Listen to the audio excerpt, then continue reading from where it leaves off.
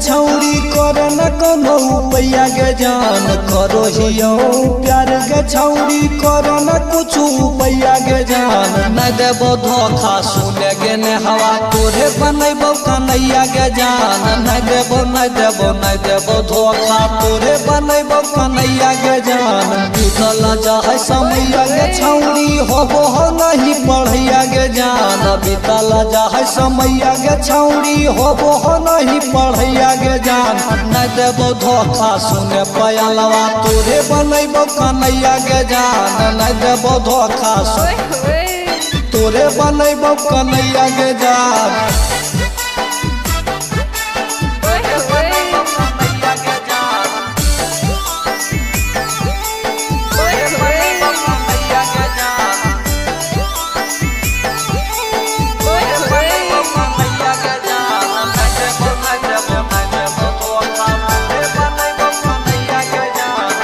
चढ़ली जवानी गे छौड़ी करी देलकौ पागल तोरे फेरा में सुने गे छौड़ी छौड़ न रहो लागल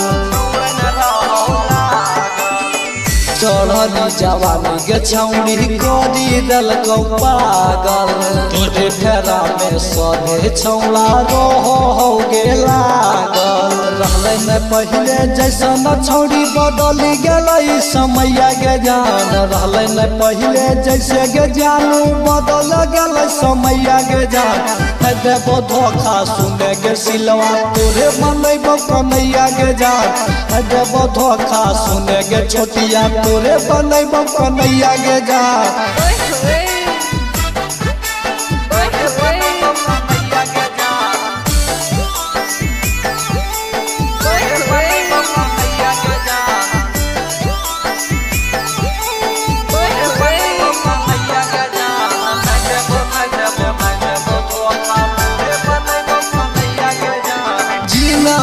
भर खुश रखबौ करबौ खूब प्यार गे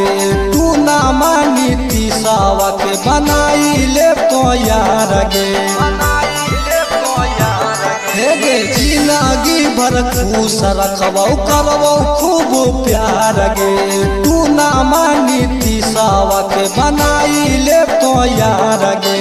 कहो धीरा जावा सुने गे छौड़ी बीतल जाय समय गे जान कहो गुननामा सुने गे छौड़ी बीतल जाय समय गे जान न देबो धोखा सुने गे ने हवा तोरे बनैबो कन्हैया गे जान न देबो धोखा सुने डिम्पलवा तोरे बनैबो कन्हैया गे जान।